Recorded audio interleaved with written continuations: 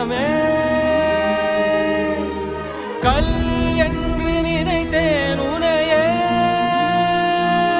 நீ யார் என்று சொன்னாய் மனமே தான் நீயா எதில் நீ இருந்தாய் எங்கோ மறைந்தாய் உன்னை